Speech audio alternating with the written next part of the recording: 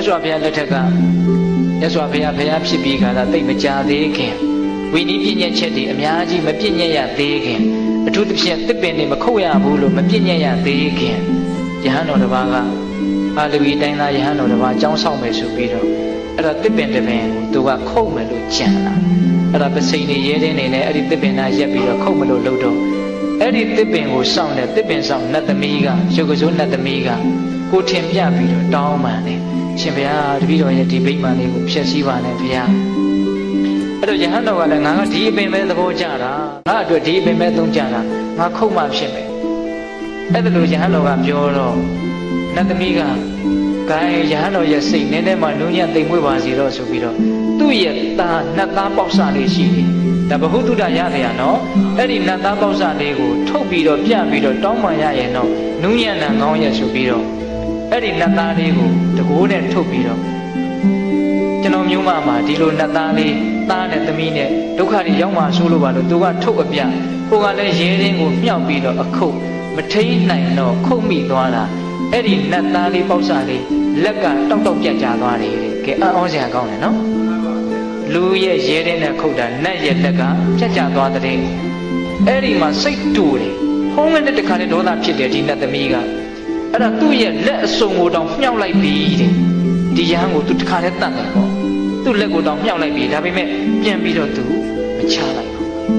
အဲ့ဒီလက်မြှောက်ရဲ့တန်လန်းနဲ့သူတစ်ချက်ကလေးစဉ်းစားလိုက်တယ်ပြေးနေတဲ့ယထာကိုထိန်းတယ်လို့မျိုးပေါ့နော်တစ်ချက်လေးစဉ်းစားလိုက်တယ်ဒီယဟန်ကတီလာရှိတယ်ငါတတ်လိုက်လို့ရှိရင်သေချာပေါ့ငါအပင်ငရဲကိုကြာရမှာတီလာရှိတဲ့ယဟန်ကိုငါဖျက်ဆီးတယ်ဆိုတာနည်းနည်းတော့အပြစ်မဟုတ်ဟုတ်ဒေါသဖြစ်တော့ဖြစ်တယ်နော်လက်ကြီးမြောက်ထားရဲ့နဲ့သူမချလိုက်ဘူးမတတ်လိုက်ဘူးသူ့ရဲ့လက်ကတကိုးရှိတယ်တတ်မယ်ဆိုတတ်လို့ရတယ်အဲ့ဒီလက်ကိုသူမချလိုက်ဘူး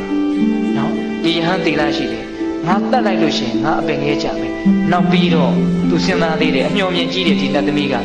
ငါတကယ်လို့တတ်မယ်ဆိုရင်နောက်ဒီပင်တစ်ပင်ဆောင်နတ်တွေကလည်းဒီလိုတစ်ပင်တွေကိုခုတ်တဲ့ယဟန်တွေကိုဒီလိုတတ်တယ်လို့သိပြီးတော့အတုလိုက်ပြီးတော့တတ်ရင်ယဟန်တွေကိုချိုးနေရကြည်ရင်မတူတာလေးစဉ်းစားတယ်ဗျာ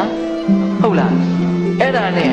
သူတတ်ချင်တယ်မတတ်ဘူးအဲ့တော့သူသားရဲ့လက်ကလေးကလည်းပြတ်သွားတယ်ဆိုတော့သူတစ်ပင်လည်းဆုံးရှုံးမယ်သားရဲ့လက်လည်းဆုံးရှုံးမယ်ဆိုတော့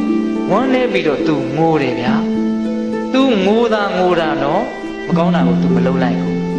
မျက်ရည်အကြခံပြီးတော့မကောင်းတာကိုသူတားလိုက်နိုင်တယ်အဲ့ဒီမှာသူဘာဆက်စဉ်းစားလဲဆိုတော့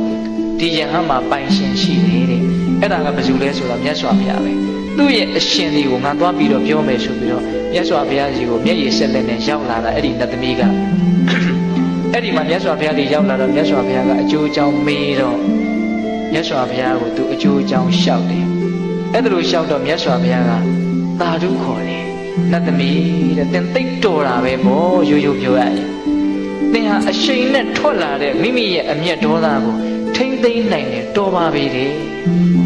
သင်ရဲ့အကျိုးမဲ့ကိုသင်ကိုယ်တိုင်ပဲတားဆီးလိုက်တာပိဋကရေကိုမှဖြစ်မဲ့အကျိုးမဲ့ကိုသူများတားပေးလို့မရဘူးဟုတ်လားမင်းသူကိုယ်တိုင်ပဲတားလားအဲ့ဒါမြတ်စွာဘုရားကသူ့ကိုချီးမွမ်းတယ်အဲ့ဒါလိုချီးမွမ်းပြီးတော့ခုနတုန်းကဂါထာလေးကိုဟောတာမြတ်စွာဘုရားကယောဝေဥပ္ပတိတံဂောဒံရထံပဏဝဝရယေတမဟံတာရတိပြုမိရတမိကဟောဣတရောဇနောတော်တဲ့ပုဂ္ဂိုလ်ဆိုတာမိမိရဲ့အမျက်ဒေါသကိုအရှိန်နဲ့ပြေးနေတဲ့ယထာကိုထိန်းတယ်လို့မျိုးထိန်းလိုက်နိုင်တယ်အဲ့ဒါယထာထိန်းနေပဲမထိန်းနိုင်ဘူးဆိုရင်တော့အဲ့ဒါကြိုးခိုင်ပဲတဲ့မြတ်စွာဘုရားကအဲ့ဒါလိုလေးလဲဟောလိုက်ရောပီတိတွေဖြစ်ပြီးတော့အဲ့ဒီနတ်သမီးကအဲ့ဒီနားတဲ့သစ္စာလေးပါးတရားသိမြင်သောတာပန်အရိယသူတော်စင်ဖြစ်တယ်နော်အရိယသူတော်စင်ဖြစ်တယ်သူအကျိုးမဲ့ခြင်းတရားကြီးကိုသူကိုယ်တိုင်တားဆီးလိုက်နိုင်တယ်နော်ဘာကိုတားဆီးနိုင်လို့တားဆီးလိုက်နိုင်တာလဲဒေါသကိုတားဆီးလိုက်နိုင်တာအဲ့ဒီမှာဆက်ပြီးတော့အကျိုးရှိပုံလေးနားထောင်ကြည့်ပါဦးဗျာ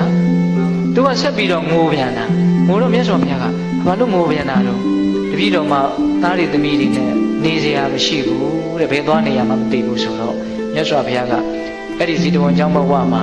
နတ်တယောက်စုတီလို့ပိုင်ရှင်မဲ့နေတဲ့တစ်ပင်တစ်ပင်ကိုညွှန်ပြပြီးတော့ချစ်သမီးသင်အဲ့ဒီမှာနေလေလို့ပေးတာအဲ့ဒါနတ်ပေးတဲ့ဗိမာန်မှာနေရတယ်ဆိုပြီးတော့အင်မတန်တကူကြီးတဲ့နတ်တွေကတော့မှဒီနတ်သမီးကိုအဝင်အထွက်ဝင်ပြီးတော့နှုတ်ဆက်ပြီးတော့သူဟာနတ်လောကမှာအရှိန်အစော